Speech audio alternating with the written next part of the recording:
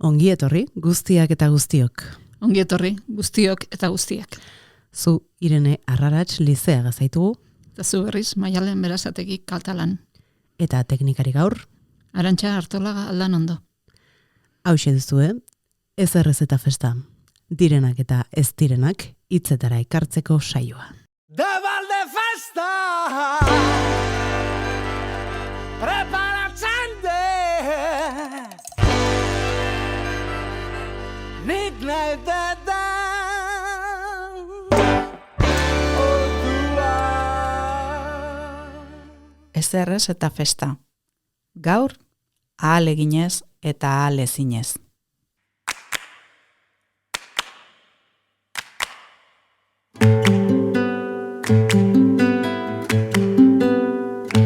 Modurik izango da batxilergoa euskaraz eta katalanez egiteko? Galdera, barkatuko didazu, ergela da. Aurrena, aurkitu itzazu euskaraz eta katalanez kimika nuklearra irakatsi dezaketen irakasleak. Izan gaitezen serioak. Izan gaitezen serioak. Zein genituen, entzun berri dugun elkarrizketa mamitsu horretako protagonistak. Ba, egia esan, nire aurriza eta aneu begun zian, gure lankideak. Bai, egia bai. Baina hitzoiek noski ez dira haien uztakoak, berez, benetako elkarrizketa baten erreplika egin dute lankideek, ezta? Bai, hori da. 1976an, Pagi Match aldizkarian argitaratutako elkarrizketa bat ekarri digute. Egiazko galdetzailea Philip Ganemon kazetaria izan zen, eta egiazko erantzulea hitzaren bi adieretan. Alegia kimika nuklearraren perla bota eta ziotasuna eskatu zuena, Adolfo Suárez zen, Espainiako orduko presidentea. Bai, pasadizo sonatua izan zen, eta haren oihartzuna zorionez edo zoritxarrez ez da erabat itzali oraindik. Baina handik denbora batera, Jose Ramon Etxebarria fisikari eta irakasleak zerbait erantzun zion baieztapen horri, ezta? Erantzun zion bi gauza baino ez zirela behar fisika nuklearra euskaraz irakasteko. Bata, euskaraz jakitea, eta bestea, fisika nuklearraz jakitea. Bai, soil eta simple. Bueno, simple ez dakit fisika nuklearraz jakin egin berbaita, baina soil bait eta oso dotore.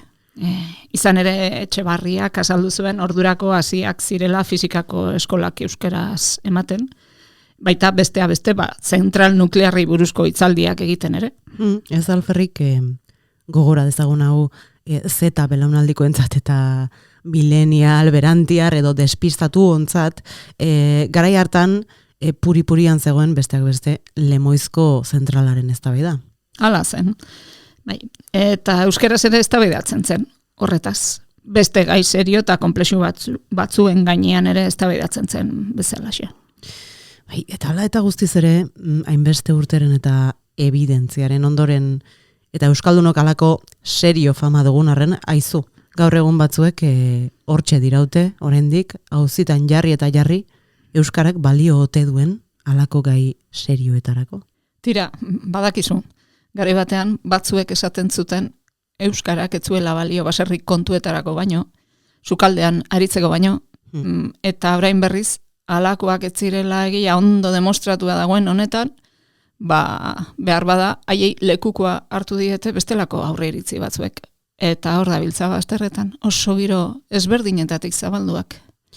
Okerrena da, feministei kobazuloetako matxismoarekin gertatzen zaien bezala, euskaldunei ere alaxe aitzen zaizkigula indarrak ezta, alegia alako aurre iritzi funtsgabei erantzun beharraren beharraz.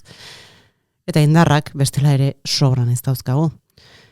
Baina ez da hain erraza ere, batzuen jokoan eta joko zelaian ez sartzea. Niri horrek denak gogora ekartzen dit, bazela esaldi bat, Euskaldunon egunkariaren hasierako estilo liburu argitaragabean. Koldo Izagirrek eta Josu Landak prestatu zuten aurreneko bertsio hura. gainerakoen ernamuina izango zen, Bai. eta antxe zegoen esaldi niri ustez gogoangarri bat. Euskara gai da, gai guztiak euskaratzeko. Laburra eta oso ona bai, baina jakina, alako baieztapenak egiten direnean, Seinale izaten da, auzitan jarrita dagoela baieztatutakoa.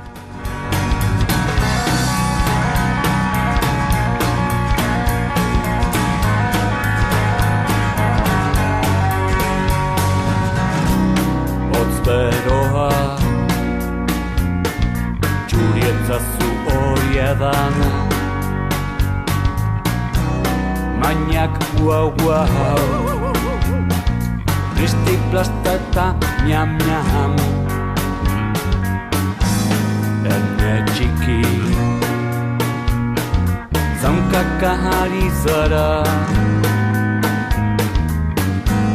Ene polita Kondenata papa Txakurra izan nahi dute Zure txakur fidela Txakur txiki polite Ta euskara zalea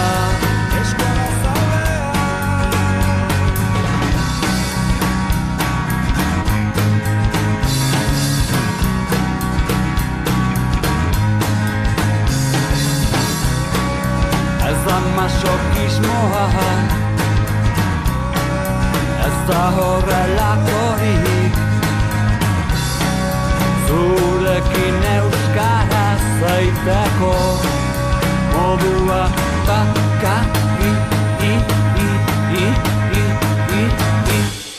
Txakurra izan nahi du Morau eta Agotak taldeak ironia gozoz kantatzen duen bezala, batzuek oraindik uste dute antza, aurrekin eta txakurrekin erabiltzeko hizkuntza bat, baino ez dela euskara.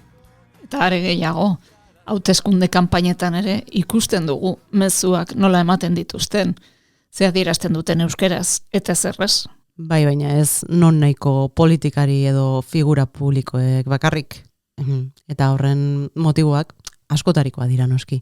Eta hitz egingo dugu horretaz berehala, baina orain umeak aipatu berri ditugunez, aurrekin lotutako hizkuntz erregistro bat aipatu nahi dugu hasteko. Hizkuntz aldaera bat fisika nuklearerako erregistrotik oso urrun dagoena. Aur hizkera, hain zuzen. Fisika nuklearrarena esatera ausartu ziren noski, aprobetxatuta estandarra egin gabe genuela, baina uste dut nekez ausartuko litzatekela inor zalantzan jartzen euskerak baduela aurrizkera bat berezkoa, aberatsa eta bizibizia. Bai, azkenaldian ordea aurrizkeraren esparru horretan ere zabaltzen ari da sua lur lehorrean bezala, halako erdal euskal hizkera bat, ez? Zenbaitek Jan Platanito efektua izendatu izan duten hori. Zenbat platanito jaten dituzten euskal umeek, ez? Bai. Aur hizkeraren adibidea oso ona da. Hor gabiltza bazterretan hartu platanito eta alakoak esaka, eta azten ari zaizkigu kika edo guazen apapa edo pupua egin, kiski moztu, eta beste hainbat hitz eta esamolde, txikitan makina bat aldiz aditu genituenak, ezta?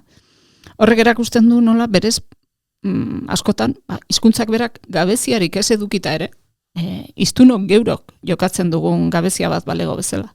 Jakina, hori guztia ezin da ulertu kontuan hartu gabe mendetako jasarpena eta debekuak, aspaldiko diglosia, transmisioaren etena eta bar. Eta azkenerako, gure konplexu hoiekin guztiekin, etxekalte ere aritzen gara batzuetan. Izan ere duela 50 urte sinetxarazi nahi izan ziguten lehen mailako hizkuntzen eta bigarren mailakoen diskurtso hori, ez? Sartu nahi izan ziguten gai serio eta sakonez euskaraz aritu ezin zitekeelako porrura. Eta gaur egun ere gaitz beraren uzta, badabil beste porru bat, kasik kalsota da batean magaunde bezala. Ez tarritik bera sartzen ari zaiguna, baita euskaltzalen ere, alegia, euskarak ez duela esan indarrik. ez? Horra hor porrua eta horra hor gaurko gai nagusia, gaurko saio honetan egin nahi dugun porru salde. Izan ere, zenbat aldiz esote dugu entzun, eta are okerragoa, zenbat aldiz esote dugu Euskaldunok ere pentsatu, testu inguru batzuten bintzat, euskarazkoa ez dela gauza bera, ez dela erdarazkoa bezain zehatza, edo ez duela graziarik, erdarazkoa berriz borobila dela, eta ulertzen erraza, euskarazkoak ez duela indar bera, azken batean. Ez dela behar bezain adierazkorra. Edo, bestela, euskara lehorra, pobrea, zakarra eta lakarra dela, ez? Ez duela goxotasunik hori ere entzuten da. Zorionez, mundu guztiak ez du alakorik pentsatzen. Gogoan dut esaterako, nola behin Arantxaurreta Bizkaiari aditu nion, beretzat ez dela inondik ere, gauza bera, te amo esan edo maite zaitut esan. Beretzat batzuek pentsatuko dutenaz bestera, askoz ere indartsuagoa eta zinezkoagoa dela noski euskarazkoa. Maite zaitut hori.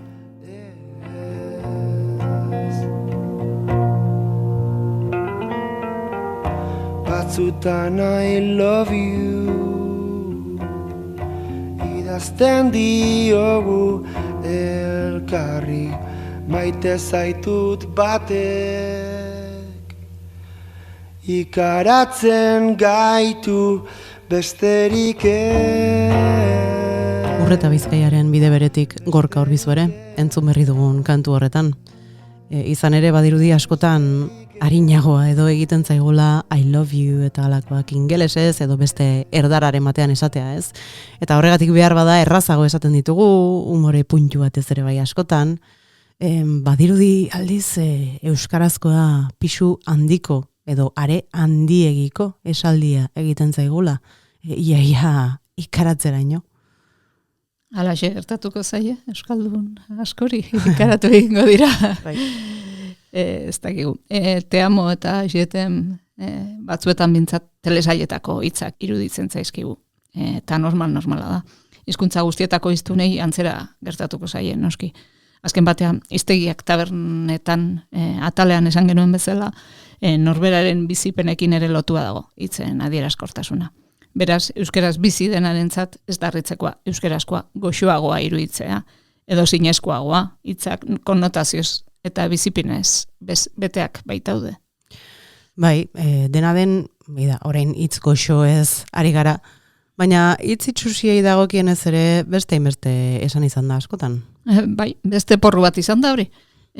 Euskaraz ez dagoela ez madarikaziorik, ez irainik, eta daudenak ez direla erabiltzen aspaldi, estegietako fosilak direla. Are gehiago, dakigunez, garai batean euskaldun asko arro ere bazeuden, arro demonio zeuden euskararen ustezko araztasun horretaz, ez?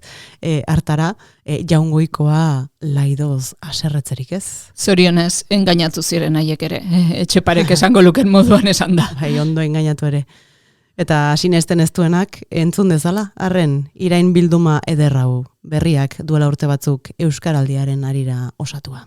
Gangarra, memeloa, azapertza, segapotoa, astapotroa, zirina, txoriburua, okila, labezo morroa, leloa, paita, apoa, aketza, lirdinga, enefrakasa, arraioa, babaloria, lukainka, saltamatxinoa, azalilia, sarrakan aldasa, xapodola, aketoa, otxoputza, jantxakurra, geizki egindako mondejua, maribombilla, mandakoa, perguta, zanpantzarra, singanorioa, muturrokerra, zapoa, urdekumea, musarra, lapazorria, kardantxioa, tontolapikoa, silapeko katua, astakirtena, zorria, mandeulia, arrainzuria, mozoloa, likizkeia, odolkia, zapaburua, makarrosoa, apotxarra, inozoa, azeria, zugandila, ardia, kokoloa, eulimandoa, lanbasa, txepela, pepelerdoa, astama, artaburua, asto kantxatua, zaratasa, birigarroa, marimatraka, kakalakardoa, lupua, egabera, akerra, lerdoa, frakasioa, txitxilinborlasa, potrozorria, eskailua, marizorgina, txitsaria, astoa, ezkailu burubakoa, ergela, zarboa, sardin zarra, kaletxakurra, astakumea, muturbeltza, zapaburua, astokiloa, legatza, begikuna Txilinguna sa. Aposemea. Mokordua. Suge gorria. Ollanda. Zomorroa. Akulamendia. Kaikua. Kuku otzara. Zakurra. Berokotza. Atunburua. Ordotxa. Kirtena. Txerria. Sugekumea. Mandoulia. Ollarra. Pixigua. Aberea. Marisatxa. Kakatxua. Ollaloka. Purtzilla. Astakilloa. Bargasta. Bustanikara. Marmoka. Petrala. Ustela. Fotozorria. Mandoa. Zikina. Alixa. Baboa. Zipotza. Melokotoia. Petenta. Txoroa. Izaina. Mika. Kaparra. Satorra. Urdea. Ollua. Kukua. Arranoa. Lapa.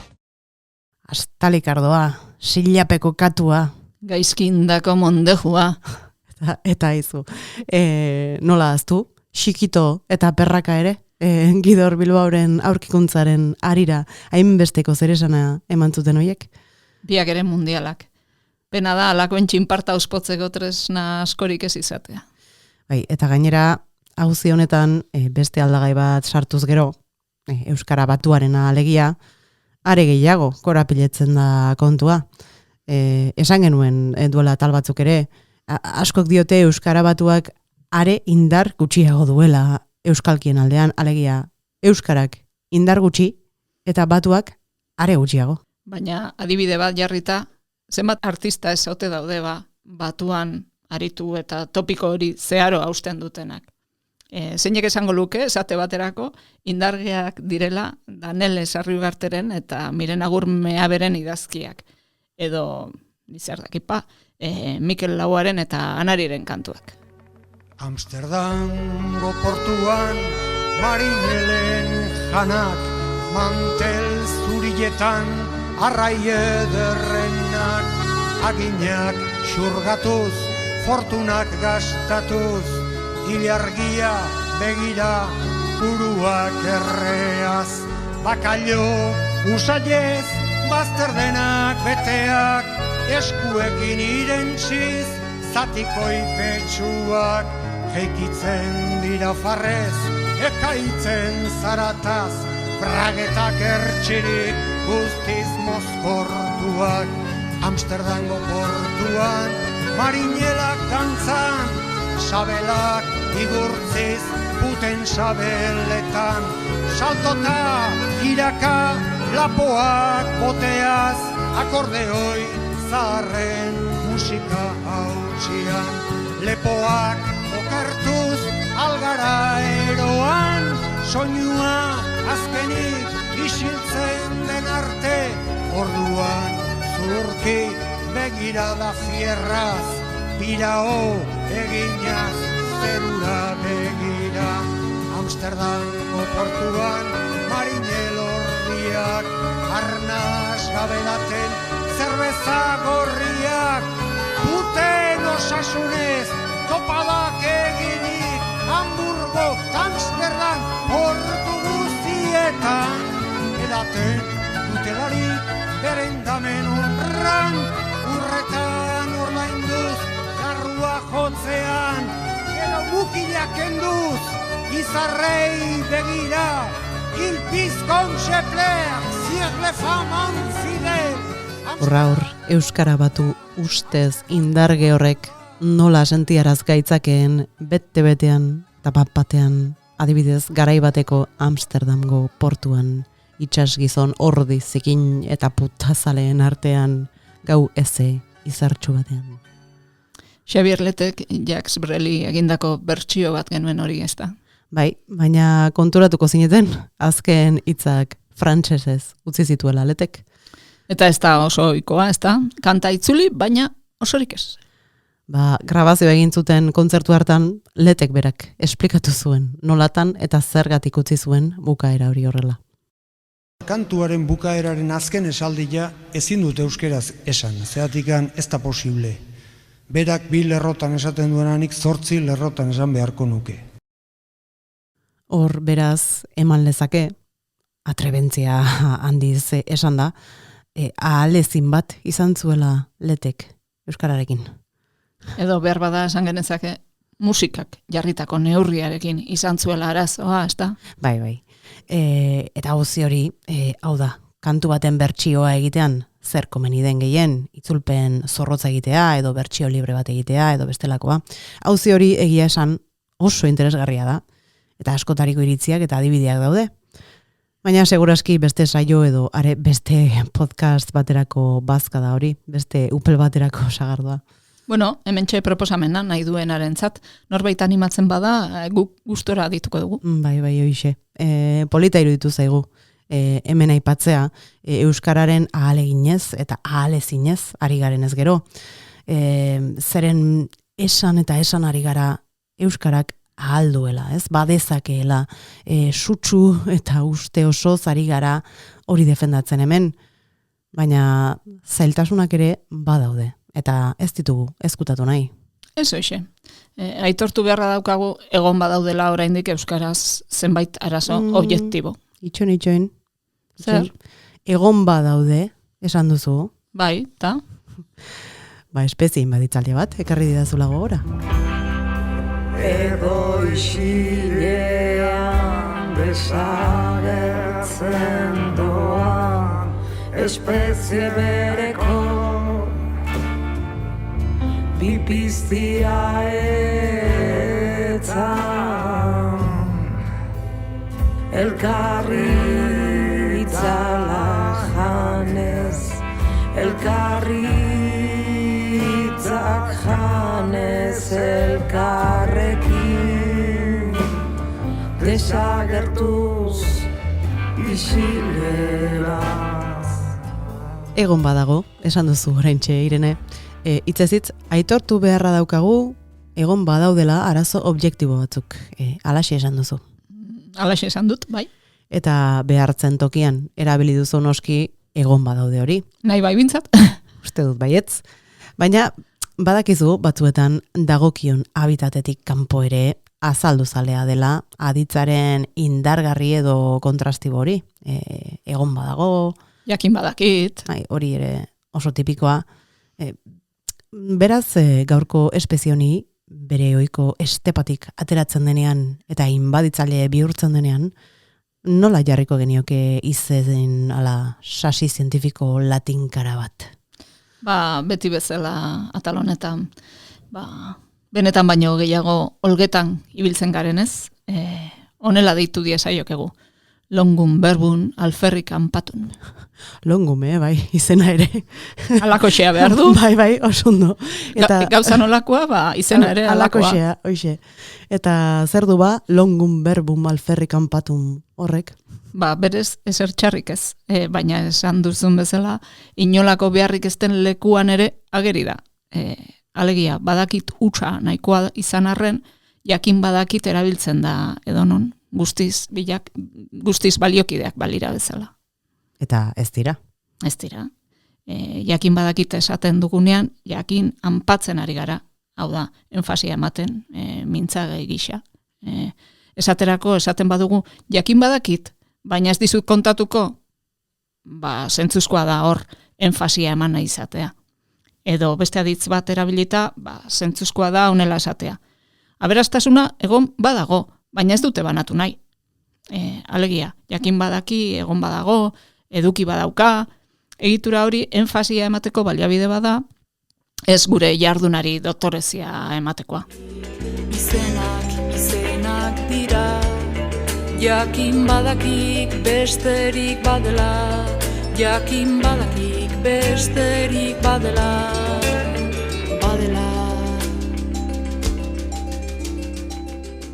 Eta aria galdu dugu pixka bat, beti bezala nire kulpaz, espezie inbaditzailearen kontu horrekin. Nire espitzen inbaditzailea zara. Bai, hori da, non geunden, beraz, hain lotxagarriro espitza eten dizudanean?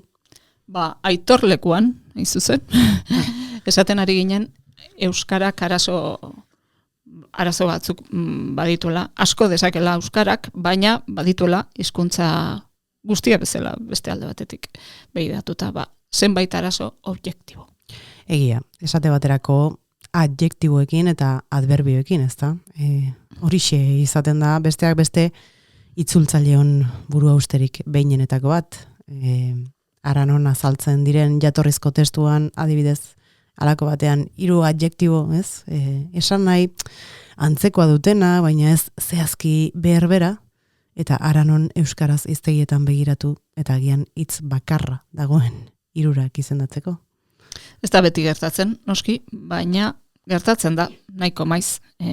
Adibidez, bai gaztelaniaz eta bai frantsesez lugubre, edo ez dakit, siniestro edo sinistro erabiltzen dituzte, baina euskeraz goibel edo ilun esan da, behar bada triste ulertzen da, besterik gabe. Ñabardura berezi hori gabe, eta halako ñabardurarik bestela ezin adierazita geratzen garenerako, behar bada malguago jokatu behar genuke maileguak hartzeko orduan. Bai, horren inguruan Mikel Hernandez Abaituak artikulu interesgarri bat argitaratu zuen berrian, 2003an. Hori da. Bertan esaten du, gehiago erreparatu behar geniekela Europako beste hizkuntzetako adjektibo eta adverbio nazioartekoei, eta nazioarteko hitza azpimarratu nahi dut. Eta nola ere beldurra galdu behar geniokela horiek euskaraz ere erabiltzeari.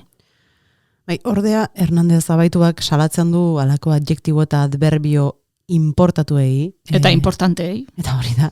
Maiz oso beharrezkoak diren arren, ez zaiela behar bezalako harrera egiten askotan. Eta hizkuntzari ez, baizik hiztunei egosten die hori. Itzultzaileak aipatu berri dituzuzuk, eta hain zuzen ere, Euskal Itzulpenei egiten zaien harrera, aipatzen du Hernandez Abaituak horren erakusgarri. Zeren itzulpenetan, ageriko motiboak direla medio noski, askoz ere normalagoa baita, nazioarteko adjektiboak eta saltzea. Eta irakurleen erantzuna izaten da, askotxotan, zoritxarrez, itzulpenetako hiztegiaren artifizialkeriaz kexatzea. Erdaraz, aberatsa iruditzen zaiguna pedantekeria, iruditzen zaigula euskaraz. Zoritxarrez. Hernandez Abaituak beste anedota gisa kontatzen du nola luzaroan, pentsatu zuen euskal literaturan bera izan zela lehena pintoresko izen ondo nazioartekoa erabiltzen. Eta nola Jose Azurmendik gero esan zion ez izateko hain arroa. Berak ere erabilia zuela aspaldi. Bai, kontua kontu artikuluaren egileak zioen gehienetan pintoresko edo agertzen denean ez, euskaraz harrigarri eta bitxi adjektiboak baino ez direla erabiltzen hori esateko, eta agerikoa da harrigarritik pintoreskora badela aldea. Aldea handia, bai. Bai ñabardura aldetik, eta bai konnotazio aldetik, eta bai zehaztasun aldetik. Eta importantea da zehaztasuna aipatzea. Zeren batzuetan ematen du kapritxo hutsa direla alakoak. Eta kontua da hizkuntzaren zehaztasunaz ari garela hemen, aberastasunaz. Eta azken batean, hizkuntza baten ahalaz komunikatzeko eta unkitzeko duen almenaz. Bai, bide batez begiratu dugu, eta orain Orotariko Euskal Hiztegian, Elujarren, Zehazkin, eta Euskararen egungo hiztegian adibidez, sartua dago jadanik, pintoresko hitza, gerora ere zertxo bait erabili den seinale, ezta? Eta berrian bertan ere erabili dute, batzuek, eta ez edonork, Angel Lertxundik, Inigo Aranbarrik, Aizea Barzalinak. Nola nahi ere, honekin inork ez du esan, nahi noski oain bitxi adjektiboa edo harrigarri adjektiboa erabiltzeri utzi behar diogunik. Batzuetan baitu joera, mutur batetik bestera joateko. Kontua azken finean betikoa da. Behar den hitza hortxe badago, erabili. Eta ez badago, hartu. Beste kontu bada noski, hortxe dagoena guztiz baztertu eta inolako premiarik gabe kanpoko hartzea. Ez gara horretaz ari noski. Hain zuzen ere, alde horretatik, Hernandez Abaituak berak dio arazoa orokorragoa dela, ezta? Dioenez, jendeak ez ditu askorik maite nazioarteko adjektibo eta adverbioak. Baina ez da txekoak ere. Dioenez, euskal adjektibo eta adverbio mordo politaskoa dago handa hemen, bizirik herrietan eta liburuetan ere bai, eta halere ez ditugu askorik erabiltzen. Hortaz, gaurko gaiarekin lotuta azken batean esaten du esan indarra egon badagoela, baina ez dugula beharredina baliatzen. Uzkurrak garela, bai kanpoko hartzeko eta bai lehendik genuena erabiltzeko.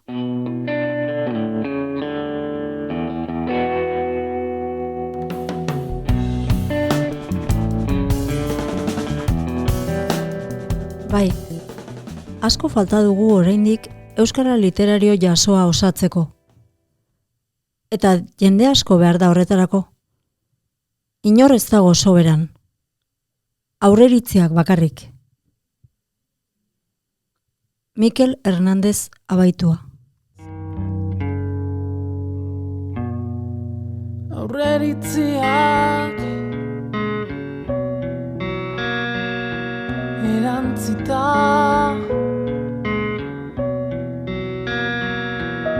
irribarrez jantzitako soinuleko bihotz aurpegi berriak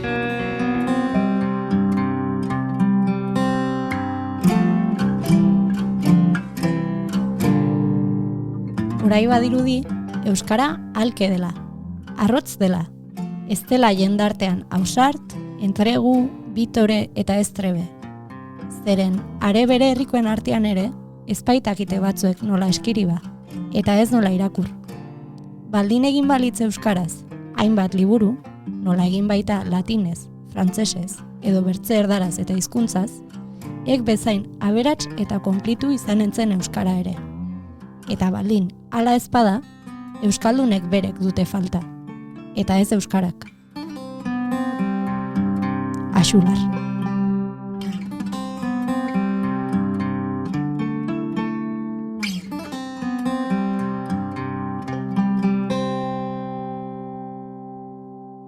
Gabezia beraz norena? Euskararena, ala euskaldunona, Axularrek dioen bezala, ala biena, pixka bat. Ala absurdo xamarra da, hauzia horrela planteatzea. Absurdo ez dakit, baina antzu xamarra behar bada bai. Kontua ez baita, soilik ze falta zaigun, edo nori falta zaion, baizik eta zergatik, konponbidea jarri behar bali mazaio, hori jakin beharra dago. Hor dago, koska. Azken batean, lehentxeago ere esan dugun bezala, ezin zaio ez ikusi egin onaino ekarri gaituen bilakabide historikoari. Ez da gaur egun bizigaren egoera kultural eta soziopolitiko globalizatuari ere. Bizi edo Gandiagak eta Lertxundik erabili izan duten hitz batez esan da malbizi. Joserra Gartziak adibidez honela esan zuen jendaurrean izlari liburuan ireki komatxoak. Erdarazkoetatik euskarazkoetara dagoen aldea erabilera da, ez besterik. Askotan erabiltzen direlako iruditzen zaizkigu indartsuak, erdarazkoak, eta erabiltzen ez direlako zaizkigu euskarazkoak hain motz geratzen. Eta itxiko matxoak. Biztan da euskagun tresnak gutxi direla, eta aulak, irakurle entzule, ikuslei, hitzak, esamoldeak, eta abar, helarazteko. Atxagak aipatu ohi duen bezala, euskararen erresonantzia kutsak ez du errepika eta errepika aritzeko behar bezalako gaitasunik. Eta esamolderik txinpartatxuenak ere behar du errepikatzea. Txalapartan bezala txakun egin, eta entzuleak grazia eta indarra ikus diezaion. Orduan, hartarako aukera eskura edukiz gero behintzat, naturaltasuna eta esan indarra landu daitezke, findu daitezke, ala berezkoa da, eta baduenak badu, eta ez duenak jaidu. Ez da berez behar bilabonakoa, esaera kontrakoa badio ere. Berez behar bilabonakoa atxotitzaren arabera batzuek, gogoan izango duzue. Ezin omen da ikasiz edo landuz eskuratu, sortzez ez daukagun doaina. Akaso, talenturik ez daukana, ez da sekula Shakespeare izango, hori egia da, baina hizketaren naturaltasuna ere ikasi egiten da, eta esan indarra ere landu daiteke eta lantzen da. Hizketan ikasi ere egiten da, eta idazten ere bai. Juan Garziak dioen bezala, hitz egitea eta idaztea ez dira funtzio fisiologikoak, baizik eta kulturaren bitartez landutako gaitasunak. Hortaz, esan indar handiz aritzea ere, ez da arnasa egitea bezala, edo doministiko egitea bezala.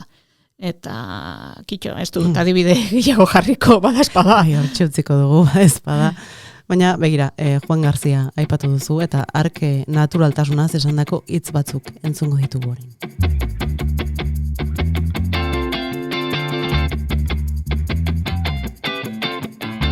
Idaztean ere, naturaltasuna inpostura bat da. Konbentzio batzuen ikasketa mozorrotua. Ateratzen zaien moduan idazten duela esango dizu askok. Zera, idaztea, metabolismoari dagozkion beste kontu batzuk bezain natural eta berezkoa bailitzan. Konbentzioetatik apartekoa guztiz.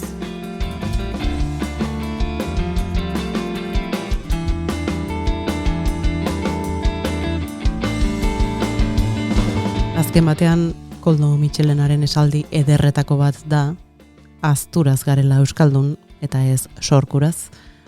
Alegia, ohituraz erabiliaz eta ariaren ariaz eta ez sortzez. Eta aztura edo ohitura hartzeko modurik eraginkorrena noski hizkuntzak konturatu gabe lantzea da. Bestela didaktismoan erortzen da bat, pedagogian, proselitismoan, denak ere oso gauza antipatikoak. Eta badakizu, boteretsuak bakarrik izan litezke antipatikoak, gainerako hoi erakargarriak izatea tokatzen omen zaigu. Bai, bestela ere nahikoa lan ez, eta gainera beti seduzitzen ibili behar. Bueno, zorionez badira egitasmo batzuk euskara ezarian bizi-bizi ikasi eta erabiltzen laguntzen dutenak. Bai, beti jartzen da etxemplu hau, baina bertso eskolak oso adibide ona dira. Halakoetan izena ematen duten gehienen helburua seguru asko ez da izango hizkuntza fintzea, baina bertsotan arituz, fintzen dute. Era berean, Joserra Garziak jendaurrean izlari liburuan esan zuen euskaratik bizi diren profesionalei dagokiela batez ere erabileraren eta esan indarraren gurpil zoro horri heltzea eta horretarako noski apustu bat egiteko prest egon behar dutela.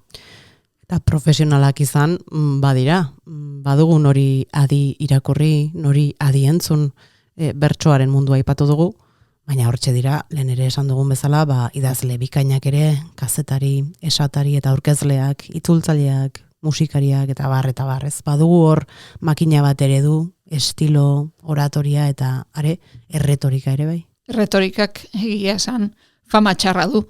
Seguru asko bi adiera dituelako gaur egun.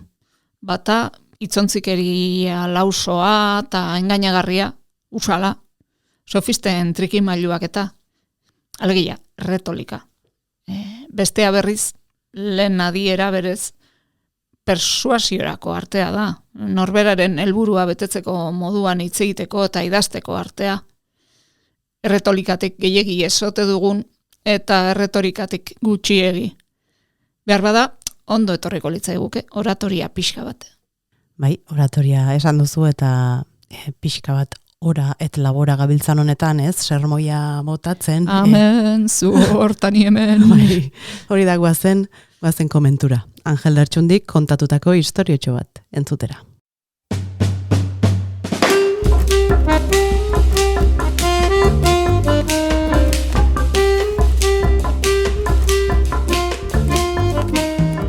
Fray Teodoro eta Fray Doroteo errezatzen ari dira. Fray Teodorok zigarro bat eramandua ora. Fray Doroteo kontu eske hasten zaiolarik Fray Teodorok erantzuten dio baimena eman diotela errezo garaian erretzeko. Fray Doroteok humiliatuta diotxo berak ere eskatu duela errezo garaian erretzeko baimena, baina ukatu egin diotela. Nola liteke halako diskriminazioa? Kexatzen da Fray Doroteo. Baimena eskatzeko formulak sortu du desberdintasuna. Fray Doroteok, aldut errezo garaian erretzerik, galdetu du. Fray Teodoro kordea, aldut errezatzerik zigarroa erretzen dudan bitartean?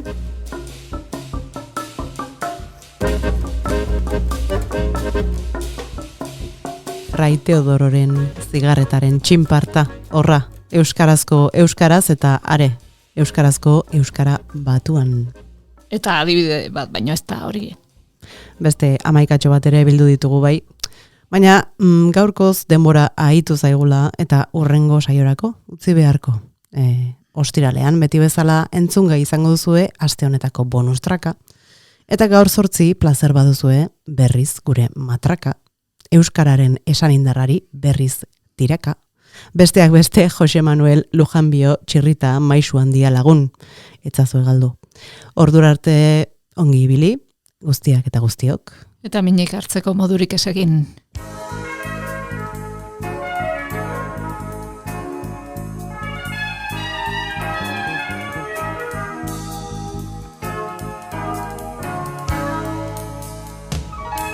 Nire euskaltasuna baso bat da, eta ez duzu aitz genealogikorik.